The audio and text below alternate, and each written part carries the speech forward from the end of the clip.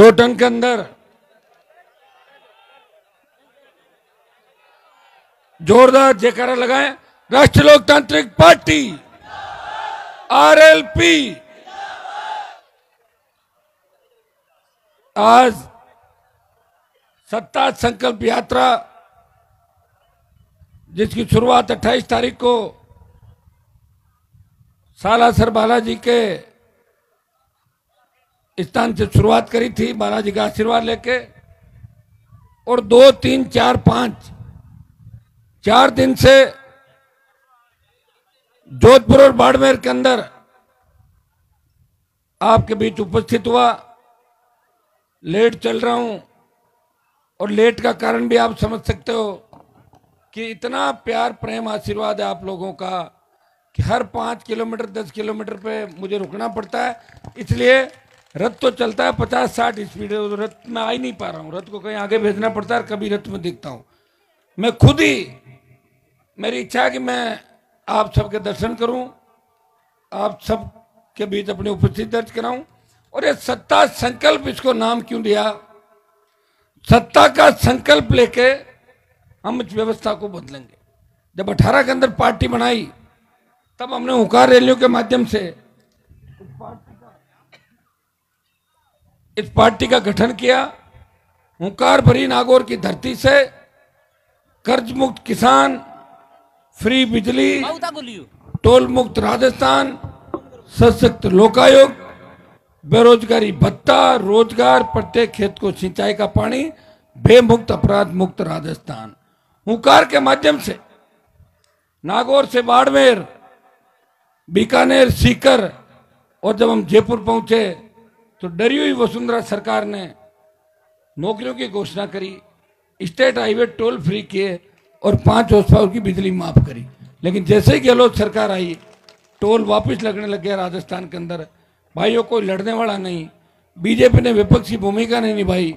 5 साल भारतीय जनता पार्टी सोई रही और आखिरी साल के अंदर बीजेपी को याद आया कि हमें राज बनाना है, क्योंकि राजस्थान में 2 ही पार्टियां राज करी है, कांग्रेस और बीजेपी। तो बीजेपी के लोगों के पास कोई चेहरा नहीं, बारात है लेकिन दूल्हा नहीं है, तोरण कौन मारेगा इस बात का पता नहीं है। लेकिन कोई रथ लेके किधर निकल रहा है, कोई रथ लेके किधर निकल रहा है, कोई 15 तो रथ बना रखे हैं और 200 मारुति रथों पे घूम रहे हैं।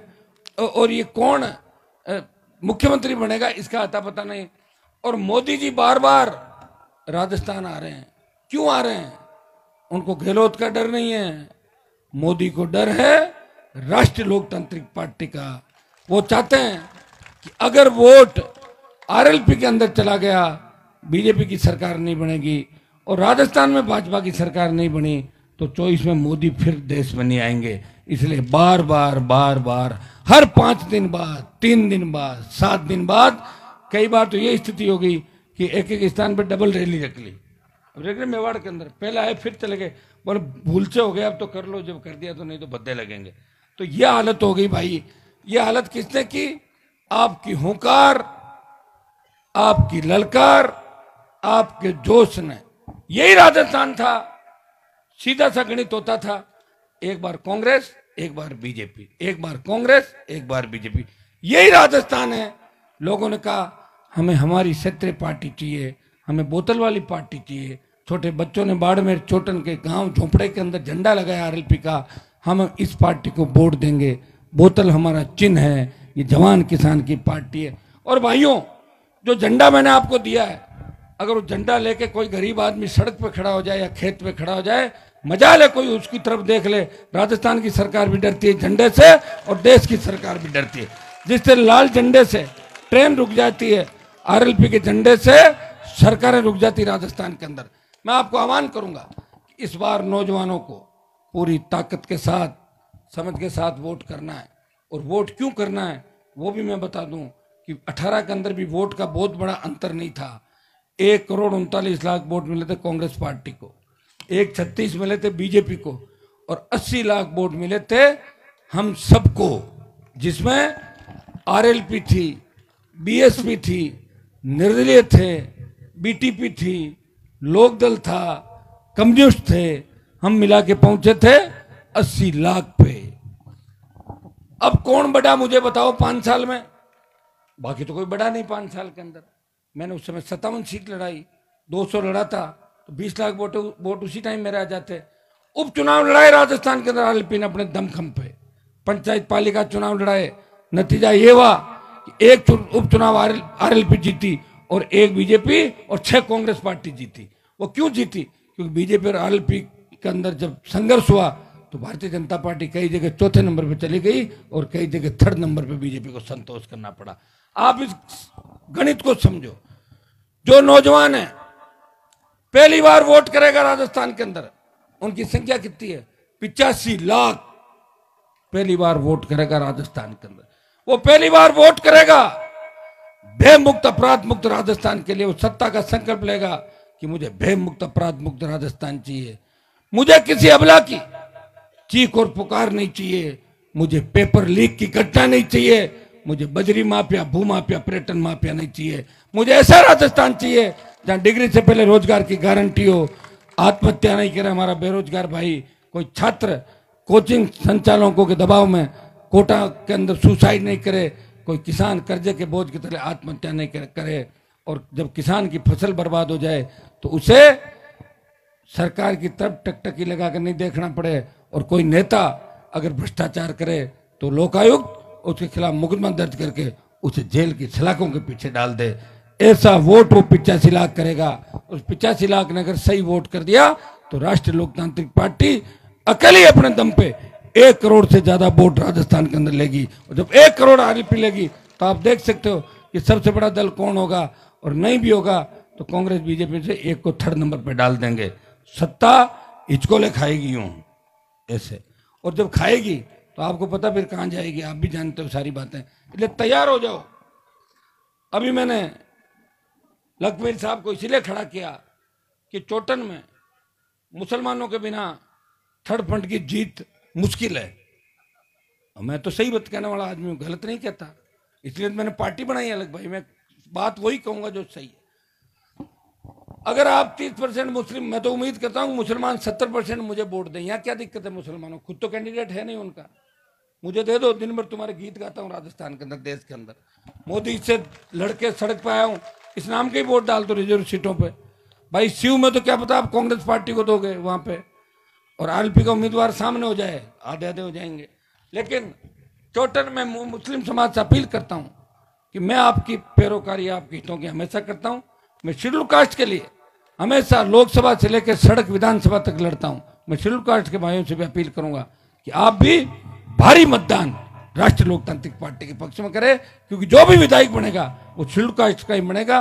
जाट या मुसलमान तो यहां से एमएलए नहीं बनेगा, क्योंकि ऐसी की रिजर्व सीट है। जब ये समाज आ जाएंगे तो तय है कि जीत आपकी होगी। आरएलपी के चिन्ह का वोट यहां 50,000 से शुरुआत होगी, 50,000 से शुरुआत होगी, और मुस्लिम और एसी जुड़ जाए जहां जहां आते हैं तो ये वोट जाएगा 75-80 हजार राजस्थान के अंदर। और जिस तरह सर्व समाज तो चोटन के अंदर लंबे समय से संघर्ष कर रहा है, चोटन की सीएससी को जिस तरह उप जिला अस्पताल बनने के बाद बिना सहमति के बाहर ले जाने का प्रयास किया जा रहा है, मैं आपको आश्वस्त करता हूं कि आज मैं जिला कलेक्टर से बात भी करूंगा, सरकार से भी बात करूंगा कि इस तरह का अन्याय करने की आवश्यकता नहीं। जनता क्या चाहती है वही काम होना चाहिए। विकास जब ही माना जाएगा जब जनता चाहती है। मैं उनसे भी अपील करूंगा, जब मैं आपके साथ दुख सुख में हूं तो मुझे जहां भी जरूरत पड़े आप मेरा साथ देना, क्योंकि भाइयों प्रदेश में लड़ने वाले नहीं बचे, इस देश में लड़ने वाले नहीं बचे। इस देश को भगत सिंह की आवश्यकता है, इस देश को चंद्रशेखर आजाद, इस देश को सुभाष चंद्र बोस जैसे नेताओं की जरूरत है। वो नेता कहाँ हैं? यहाँ तो देखा नहीं। जैसे ही चुनाव आते हैं पार्टी बदलने की होड़ मचती है। 5 साल कांग्रेस, फिर बीजेपी का दुपट्टा, फिर वापस कांग्रेस, और अपना घर और परिवार कैसे आगे बढ़े इसी में एमएलए एमपी लगे हुए हैं। बाड़मेर के अंदर मैंने देखा था जिन नेताओं के पास 25 साल पहले साइकिल नहीं थी, आज ऑडी और करोड़ों रुपए की गाड़ियां लेके घूम रहे। कहां से लाए बताओ तो सही, कहां से? मुझे भी बता दो, मैं भी लेके आया, सेकंड हैंड गाड़ी लेके घूम रहा हूं मैं। देख लो मेरे पास क्या स्थिति है। तो चोरी करके ही वो आगे बढ़ते हैं, किसी को काम नहीं लेने देते। ये आपकी जो रिफाइनरी है, चाहे आपकी दूसरी कौन सी कैन, उसमें सारे ठेके खुद ही ले लिए नेताओं ने। भाणजे, भतीजे, खुद के, और दिन भर मुनीमगिरी का काम करते हैं उसके पास जाके, सर मेरी एक ट्रक लगवा दो। ये औकात है नेताओं की, यही सही है। और ये यहाँ बाड़मेर में नहीं, नागौर, जोधपुर, आपका अलवर, भरतपुर, सारे एमएलए, सारे नेता एक ही काम करते हैं कि जो भी कोई कंपनी बाहर से आती है अपना हिस्सा उसमें रख लेते हैं। साहब ट्रांसपोर्ट का काम हमारे परिवार को दे देना, मेरे रिश्तेदार को दे देना। जब बाड़ी खेत को खाने लग जाए उस खेत की रखवाली कौन करेगा? अगर मैं सही हूं तभी तो बोल पा रहा हूं, अगर मैं गलत होता तो अमित शाह और मोदी की ईडी और सीबीआई मेरे घर पे छापा मार लेती। जिस तरह मेरे जिले की नेत्री, मेरे जिले की वो नेत्री जिसके परिवार ने पूरे जीवन बीजेपी के फूल को सत्यानाशी फूल कहा था, रातों रात भाजपा में घुस गई। सब लोगों ने अखबार में पढ़ा, ये क्या हो गया? कहीं ना कहीं बात सही नहीं है। फिर खुद ही आई लाइव आके बोली मैं तो हनुमान जी से दुखी होके भाजपा में जा रही हूं। क्यों, मैं कांग्रेस में हूं क्या? मैं तो खुद की पार्टी है, मैं से दुखी क्यों हो रही है? क्या नहीं उनके काम हो रहे हैं, उनके काम तो बीजेपी में भी होंगे। मेरा कागज जब जाता है, काम रोकने की ताकत ने तो बीजेपी के मंत्रियों में, ने कांग्रेस के मंत्रियों, सबको वापस जीतना है, समझ गया ना? तो जो वापस जीतना चाहता है वो मेरे काम करता है, और नहीं करेगा तो हट जाएगा, और हट जाएगा तो मानेगा कौन? इसलिए काम होते हैं। लेकिन वो मेरी वजह से नहीं गई। ईडी और सीबीआई जब ससुराल पहुंचती है, जब सास और पति से पूछताछ की बात करती है तो बड़े बड़े चले जाते हैं। ये तो एक है, हजारों चले गए इस देश के अंदर। आपने देखा हो कैसे पार्टियां बदल के भागते हैं। एक व्यक्ति है जिसने लड़ाई लड़ी, पार्टी बनाई, देश में संदेश दिया कि मैं उस राजस्थान की मिट्टी चाहता हूं जिस मिट्टी ने लोक देवता और सूरमा दिए, जिस मिट्टी ने आजादी के आंदोलन में बड़ी लड़ाइयां लड़ी, जिस मिट्टी के लाल इस भारत माता की रखवाली करते हुए सीने पे गोलियां खा के शहादत देते हैं। भाइयों, जब सेना को ठेके पे दिया तो मोदी के खिलाफ देश में कोई नहीं बोला। हनुमान बेनीवाल, किसान का बेटा, लोकसभा ऑल पार्टी और जोधपुर में 2 लाख जवानों की रैली करके मोदी को चेतावनी देता है, प्रधानमंत्री जी सेना को ठेके पे देना ठीक नहीं है, मैं आ रहा हूं दिल्ली की तरफ। तो 25% से 50 कर दे, आधे तो अग्निवीर एडजस्ट हो जाएंगे, बच्चे आधे, टाइम बचा हुआ है, चिंता नहीं करें, एक बार दिल्ली कूच करेंगे, मोदी को झुका देंगे। जब देश के अंदर तीनों कृषि बिल लागू हुए, देश के बड़े बड़े किसान नेता होंगे, मेरे समाज की कई तोपें होगी देश के अंदर, छुप गए, बोला आप साहब बयान दो। बोले बयान कैसे दें, हम तो पार्टी से बंधे हुए। एक व्यक्ति पहली बार लोकसभा के अंदर जाता है, उसे मंत्री बनने का मौका मिलता है, परोसी हुई थाली को छोड़ के वो किसान कौम का संकट मिटाने सड़क पे बैठता है, हाईवे जाम करता है और किसान हितों पे कुठाराघात नहीं हो, इसलिए मोदी की सत्ता को ठोकर मार के अपने भाइयों के बीच लड़ने के लिए आता है। कौन सी परीक्षा लेना चाहते हो मेरी, बताओ मुझे। मेरे जितनी परीक्षा, कौन हर साल में 2 बार परीक्षा लेते हो, 6 माही और फिर दूसरी होगी 12 महीने वाली। हर 6 महीने में हनुमान जी चाहिए। हर कोई मुझे चुनौती दे रहा है, औकात नहीं अपने कॉन्स्टिट्यूंसी से बाहर जाने की कि हम हनुमान जी को चुनौती देते हैं। तो चुनौती दो ना, पार्टी छोड़ो, बनाओ पार्टी, फिर दो चुनौती। कांग्रेस बीजेपी में रह के क्या चुनौती मुझे दे रहे हो? मैं तो कांग्रेस बीजेपी को हरा के 13 में निर्दलीय जीत के विधानसभा में गया, वसुंधरा को चुनौती दी, उसको भगाया, गहलोत के बेटे को हरा के उसको भी भगाया, और मोदी अमित शाह से बैठ गया। मुझे कहां चुनौती दे रहे हो भाई? तुम तो तुम्हारे इलाके में जीतने के लिए तो घर घर जाने लगे, लोगों के पैरों में पड़ने लगे। और एक नेता का तो मुझे कोई कह रहा था, उसको तो पता ही नहीं चलता, हाथ जोड़ता रहता है, सामने गाय भैंस आ जाए उसको भी यूं करता है। अरे पागल हो गए क्या? मैं कि उसको कोई टेबलेट दो, पागल हो जाएगा। नहीं तो क्या, जो भी दिखे गाय भैंस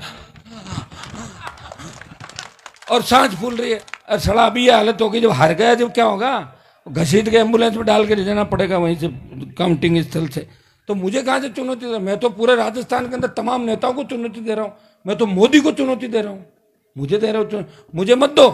पुखरा जी बेटा इनको दे दो, यही बहुत है, यही संभाल लेंगे हमारा गर्ग साहब बेटा एमएलए साहब। हर कोई माइक पकड़ लिया, मेरे दादाजी ने ये किया। क्या नौचुला की धूड़ गिरी थारा दादाजी? बकवास करते फिर फालतू। तुमने क्या क्या किया सब जानते हैं लोग तुम्हारी, ठीक है ना? सारी 62 मिनट की सीढ़ियां चली देश के अंदर, पूरी दुनिया ने देखा दादाजी ने क्या, परदादाजी ने क्या किया था। नौकरी करी होगी कहीं गढ़ किले के अंदर जाके, सब जानते हैं लोग कौन किसने क्या किया, किसने क्या किया और कौन क्या कर रहा है। मैं 5 बार सस्पेंड हुआ हूं विधानसभा से।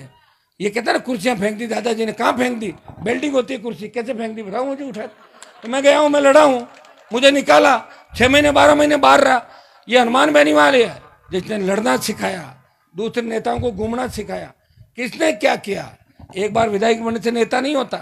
एक बार किसी के पैर पकड़ के एमपी बन जाओ और उसको चुनौती दो बनाने वाले को। देखो कभी चुनौती नहीं दी जाती, 2 बार 3 बार बन जाए तब वो चुनौती देने के लायक होता है। फर्स्ट बार वाले को तो कई बार काट के हांडी चढ़ जाती है, दोबारा चढ़ जाएगा काट के हांडी? तो एक बार ही चढ़ती है।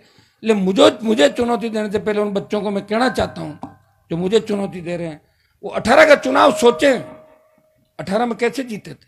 मैं भाई तुझे फार्म भर देता तो भाई थोड़ी चुनौती वहीं खत्म कर देता। उस समय उमेश जी नए थे उस समय, फिर भी टक्कर दी इन्होंने।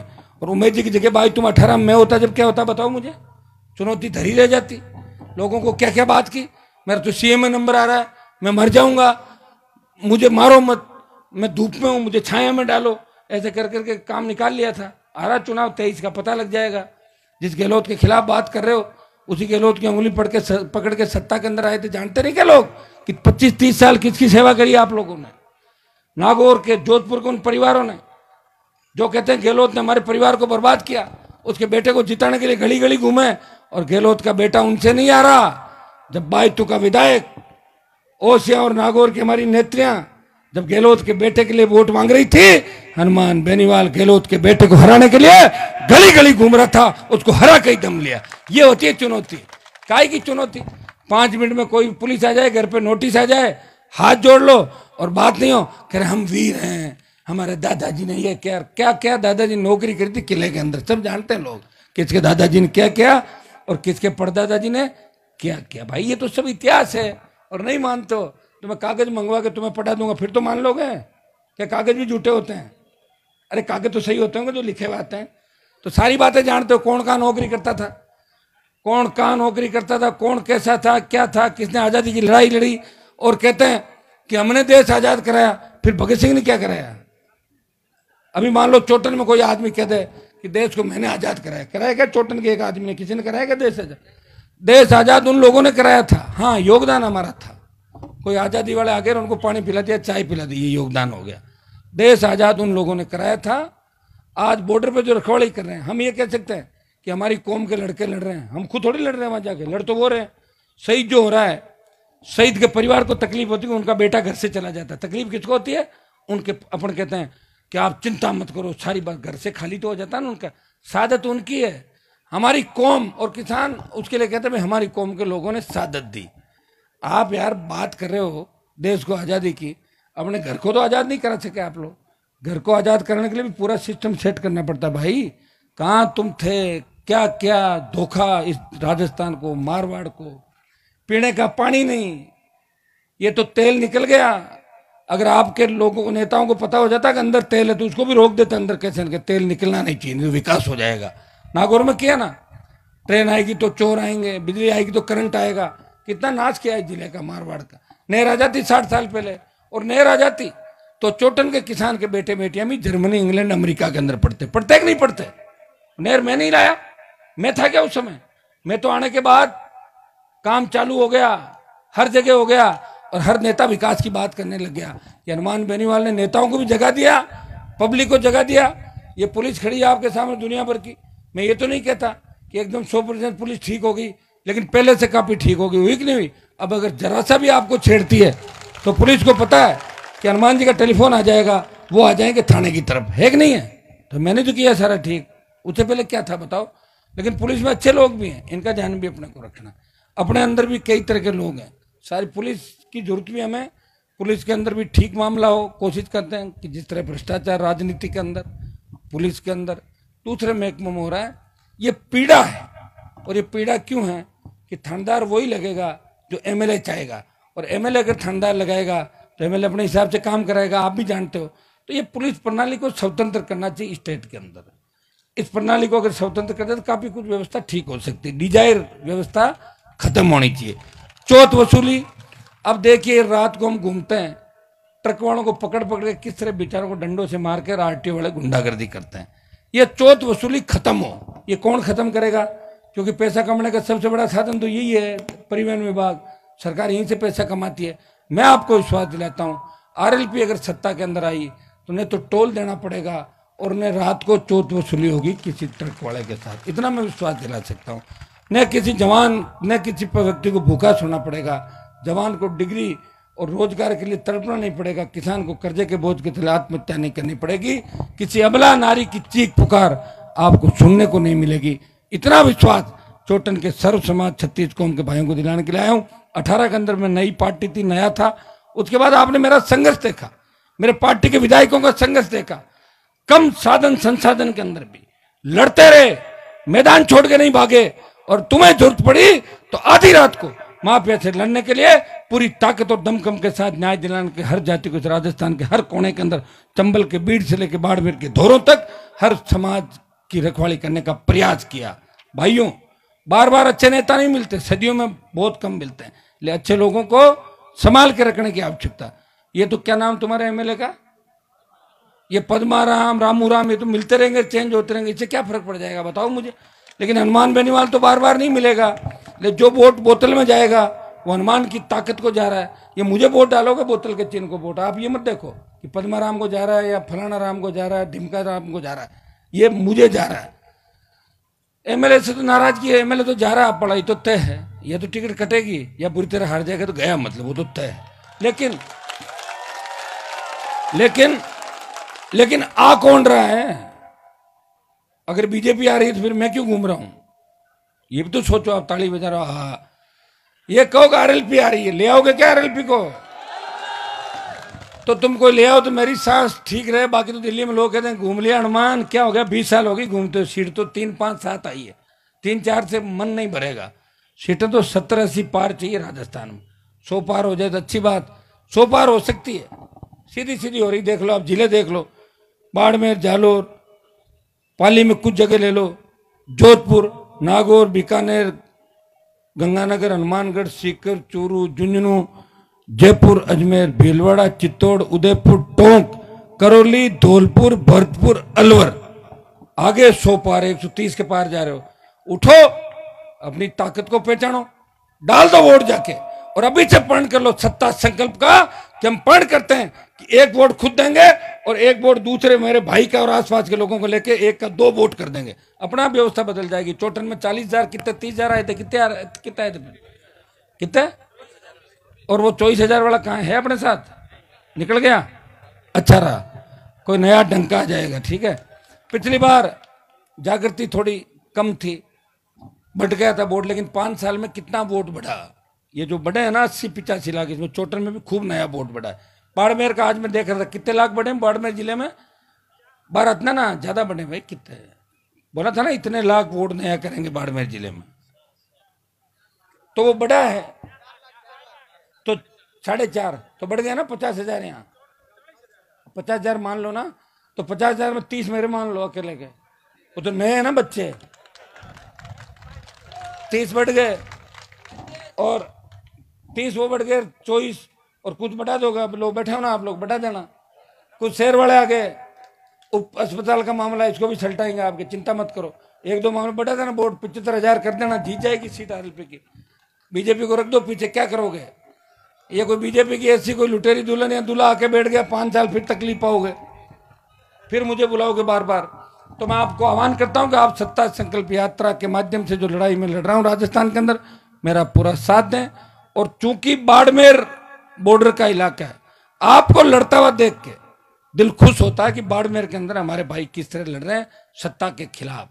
यहाँ कोई कार्यक्रम की तैयारी नहीं थी, मैसेज किया अपना, बच्चों ने सारा कार्यक्रम देखिए, आरएलपी का टेंट लगाया आपने, पूरा आरएलपी के कलर का टेंट है पूरा, तो मैसेज आपने दिया। मैं विश्वास दिलाता हूँ, आपको धोखा नहीं दूंगा, सत्ता के अंदर लेके आऊंगा। और सत्ता में एक बार आ गए और सत्ता का आनंद ले लिया तो आप सत्ता को छोड़ोगे नहीं, हमेशा सत्ता आपके हाथ में रहेगी। बहुत बहुत आपका धन्यवाद। जय हिंद।